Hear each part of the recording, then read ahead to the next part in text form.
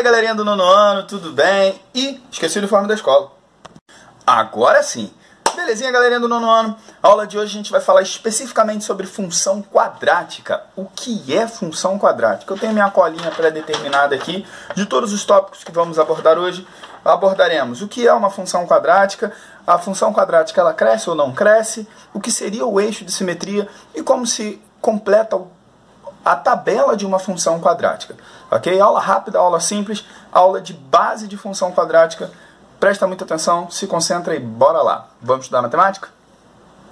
Vamos falar hoje sobre função quadrática. O que seria função quadrática? Como vocês bem sabem, a gente já estudou a função afim, que é a equação do primeiro grau desenhada. A gente define, estuda, entende como se comporta uma função do primeiro grau considerando duas variáveis, a variável x e a variável y. Aqui em função quadrática, a gente está trabalhando também com uma equação, só que agora a equação é do segundo grau. Vocês podem ver pelo desenho aqui, ó, que eu coloquei f de x igual a x ao quadrado mais bx mais c para todo a diferente de zero. Mas Fabrício, por que o a precisa ser diferente de zero? Sua anta, se o a for igual a zero, vira equação do primeiro grau. Larga a mão de ser burro. Por isso que ele precisa ser diferente de zero. O que torna essa função quadrática, ou seja, do segundo grau, é justamente o a. Ok? Se eu tiro o a, se eu coloco o a igual a zero, eu fico com uma do primeiro grau. Então deixa de ser quadrática e passa a ser função afim. Então isso caracteriza uma função quadrática. Continuo tendo coeficiente A e coeficiente B. Novidade pra gente é o coeficiente C. Mas qual seria a diferença de uma função quadrática para uma função afim? A diferença, ela se apresenta no gráfico. O gráfico de uma função quadrática é uma parábola. O que é parábola? Parábola era a forma como Jesus se referia aos seus discípulos. Ele falava em parábolas, contava historinhas, dava exemplos. Matematicamente falando, parábola é essa voltinha aqui que vocês estão vendo. Tá vendo isso aqui? Essa voltinha, esse morrinho, a gente chama isso de parábola, ok? A função do segundo grau, a chamada função quadrática, ela sempre vai se apresentar em formato parabólico, de antena parabólica, de uma bola que acerta a cesta de basquete, uma pista de skate, coisas do tipo. E coincidentemente, isso serve tanto para a função do segundo grau quanto para a função do primeiro e qualquer outro tipo de função que você encontrar pela frente, coincidentemente, a função parabólica ela vai crescer se o coeficiente A, mostrado aqui em cima, ó, ali o coeficiente lá, tá vendo? Se o coeficiente A for maior do que zero. O que significa isso, Fabrício? Significa que se ele for maior do que zero, a concavidade da parábola fica virada para cima. Pensa comigo, vê se eu estou viajando nessa maionese. Aqui, ó, finge que você está andando de skate. Você vai iniciar descendo, mas no final você vai terminar lá em cima, não é? Da esquerda para a direita. Ok? Agora ela vai decrescer quando o coeficiente A for menor do que zero. Vamos olhar esse desenho aqui do lado. Ó. Pensa comigo, vê se não é isso de verdade. Ó. Você começa subindo o morrão, chega lá em cima, dá uma voltinha e desce.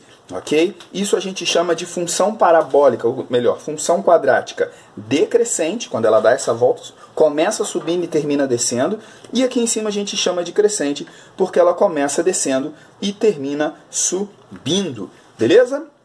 Desenhar uma função do primeiro grau, Fabrício, me ajuda aí. Bom, primeiro passo, a gente observa essa função do primeiro grau e vê que aqui o coeficiente A é maior que zero, não é? Então já vou colocar aqui, ó, A maior que zero. A parábola, a concavidade, vai ser voltada para cima. No final, meu desenho tem que ficar assim. Mas vamos descobrir os valores. Você observou que tem uma tabelinha aí embaixo? Eu tenho os valores para x e os respectivos valores para y. Assim como na função do primeiro grau, eu vou substituir esses valores lá em cima. Certo? Vou botar o 0 no lugar do x, vou botar o 1, vou botar o 2, vou botar o 3, vou botar o 4, o 5, o 6... Mas Fabrício, de onde é que você tirou esses valores? Eu inventei. Eu posso colocar os valores de x que eu quiser. Ok? Então eu inventei, simplesmente peguei qualquer valor e coloquei aí. Então vamos lá, vamos começar pelo zero. Vamos descer um pouquinho aqui, certo? Para a gente começar a fazer o zero. Olha aí o que acontece. A gente já falou que f de x é igual a y, né, gente? Não preciso ficar repetindo isso toda hora. F de x e y é a mesma coisa, tá bom? A função lá em cima está escrito aqui, f de x é igual a x ao quadrado menos 8x mais 15. Beleza? No lugar do x, eu vou pôr o zero. Então, vai ficar f de zero. Houve uma substituição. Aonde tiver x, eu coloco zero. Ó. Fica 0 ao quadrado menos 8 vezes 0 mais 15. Faltou vezes aqui. 8 vezes 0 mais 15. Ou seja, quando x for 0, y será 15. Já posso botar o 15 aqui. Ó. Tá bom? Farei o mesmo cálculo para todos os outros valores. Vamos para o 1 agora. Olha lá, ó. No lugar do x eu vou pôr o 1. Apaguei, coloquei o 1. Olha o que eu tenho. 1 ao quadrado menos 8 vezes 1. É só substituir, tirar o x e botar 1. 1 ao quadrado dá 1. 8 vezes 1 dá menos 8. Mais 15. Isso daqui vai ser igual a 8. Então, coloco... Vai ser igual a 8. Então, vou pôr o meu 8 lá na minha tabelinha. Agora é a vez do 2, pessoal. Olha lá. Ó. 2 ao quadrado dá 4. Menos 8 vezes 2, 16. Mais 15. Isso daqui vai ser igual a 3 positivo. Então, lá dentro da minha tabela, eu vou pôr o 3 positivo. Quando x é 2, y é 3. Agora vamos substituir 3 no lugar de x. Fico com 3 ao quadrado dá 9. Menos 8 vezes o 3 dá menos 24. Mais 15. 9 menos 24 mais 15 é igual a 0. Esse 0 eu vou botar de vermelho. Por quê? Porque toda vez que o valor do y é 0, nós temos a raiz da função. Então, isso daqui, gente, representa a raiz da minha função. O que está acontecendo? 4 ao quadrado é 16, menos 8 vezes 4 é 32, mais 15. Isso daqui vai ser igual a 1 negativo, ok? Ou seja, quando x é igual a 4, y é igual a 1 negativo. Observa um detalhe comigo. Você está vendo que os valores do y vêm diminuindo? Ó, começou com 15, com 8, com 3, com 0, com menos 1. Por que isso está acontecendo? Porque lá no início eu falei que a função ela era crescente. Ou seja, ela começa descendo, dá a voltinha aqui embaixo e depois começa a subir. Ela vai dar uma voltinha, ok? Então, por isso que os valores começam grandes e vão terminar grandes novamente. Ela vai descer e vai dar uma volta. Vamos continuar. Quando x é igual a 5, eu terei 25 menos 40 mais 15. E esse valor vai dar exatamente 0. Então, vou colocar aqui de vermelho o 0. Porque quando y é igual a 0, x é a minha raiz. Então, essa função quadrática ela vai ter duas raízes, x3 e x5. Ok? Significa que a minha parábola vai tocar no eixo do x duas vezes. Para x igual a 6, vou ficar com 6 ao quadrado, 36. 8 vezes 6, 48, negativo, mais 15. 36 menos 48 mais 15 vai dar o valor igual a 3. Olha o 3 entrando aqui, ó. Vocês estão percebendo que os valores estão se repetindo? Certo? Você vai ver que o 7 vai dar 8.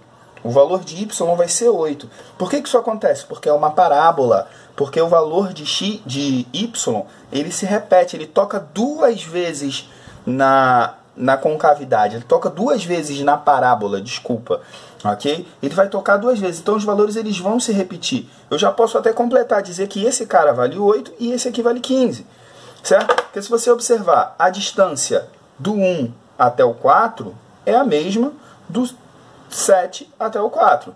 Vamos continuar, vamos substituir para você ver. Lá vai, ó. 7 ao quadrado é 49, 8 vezes 7 vai dar 56, mais 15. Esse valor é 8, certo? Se a gente efetuar tudo isso daqui, vai dar 8. Vou botar um pouquinho mais para cima. Vai dar 8. Olha o meu 8 lá em cima.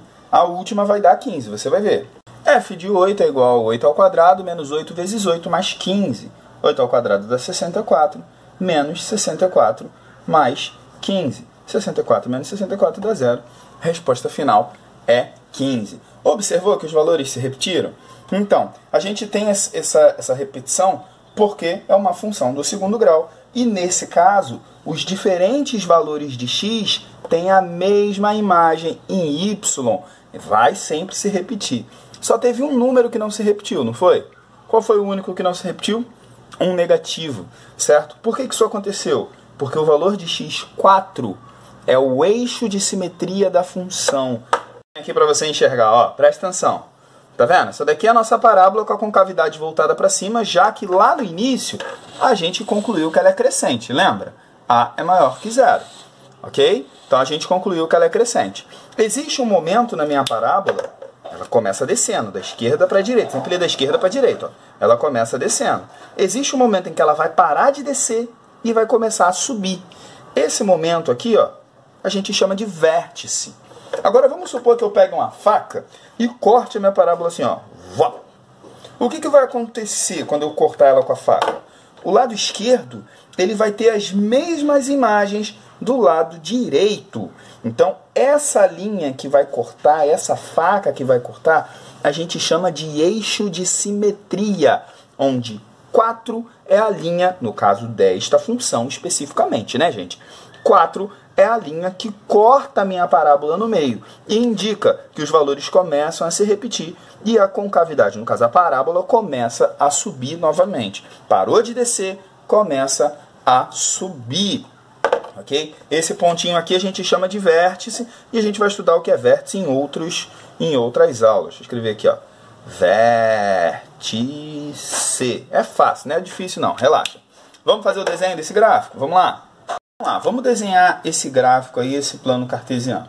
Vocês estão vendo que aqui está a tabela, não é? E aqui embaixo eu desenhei o plano cartesiano. E não dá para aparecer os dois ao mesmo tempo, tabela e plano cartesiano. Tá bom? Então vou pedir para você dar uma olhadinha aqui, tenta gravar esses números. E agora a gente vai ficar só no plano cartesiano, porque eu preciso desenhar. Tá bom? Se você observar, eu fiz aqui até o 1 negativo, que é o eixo de Y da vertical, fiz até o 1 negativo. E o X, que é o eixo de X, eu também fiz até o 1 negativo e até o 9. No Y eu fiz até o 8 positivo. Por que eu fiz isso? Vamos voltar lá na tabela para você ver. Porque o menor valor que eu uso para Y é 1 negativo. E o maior valor que eu uso para X é 8, o menor é 0. Tá bom? O maior de Y é 15.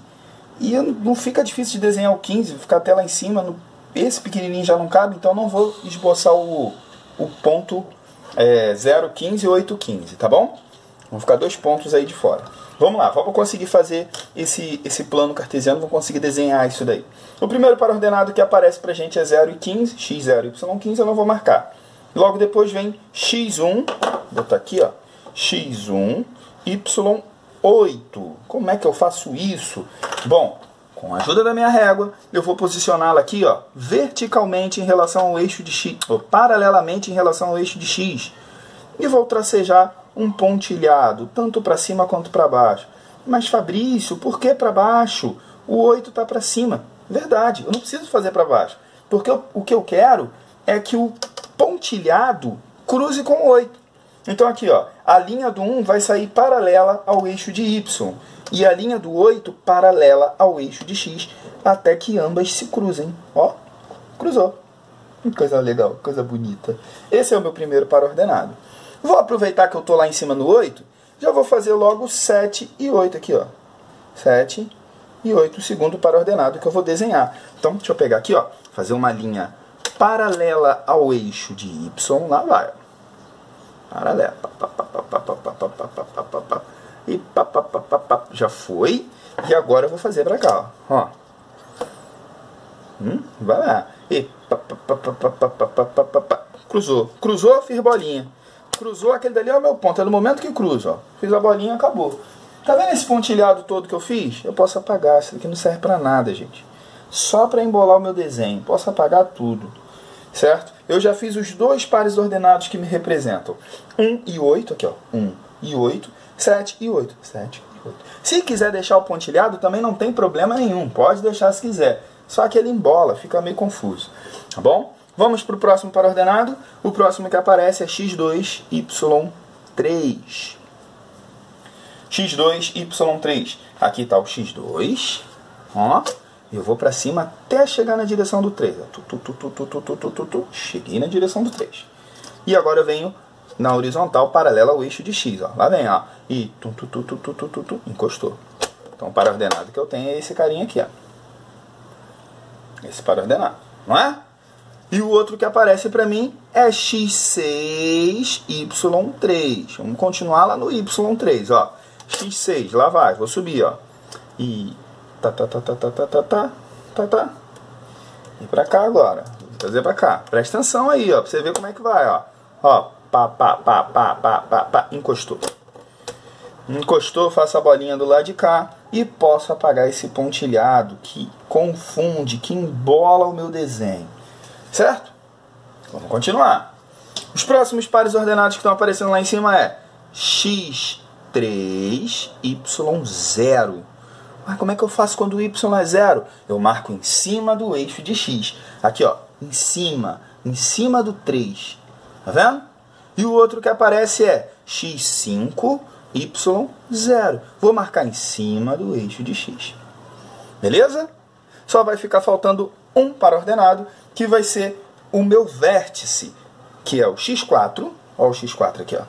E y menos 1. Deixa eu colocar aqui, ó. x4, y menos 1. Vamos fazer. Não adianta eu tracejar para cima. O menos 1 está para baixo. Então faço para baixo, ó. E aqui para a direita. Né? Chegou.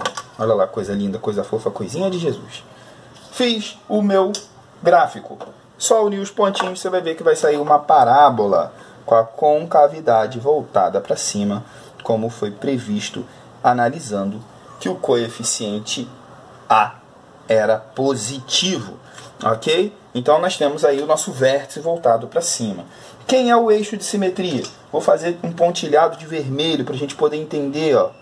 É ele que diz o eixo de simetria, certo? Diz que o lado esquerdo tem a mesma imagem que o lado direito, certo? Apesar de ter domínios diferentes, a imagem se repete. É possível que menos 2 seja a imagem nessa função? Não, porque só vai até o menos 1. Ó. Se eu traçasse aqui e fizesse um menos 2 aqui embaixo, eu nunca usaria esse menos 2, porque só vai até o menos 1. O menos 1 ele começa a subir. Show? Espero que vocês tenham entendido. Beijo no coração. Tchau, tchau.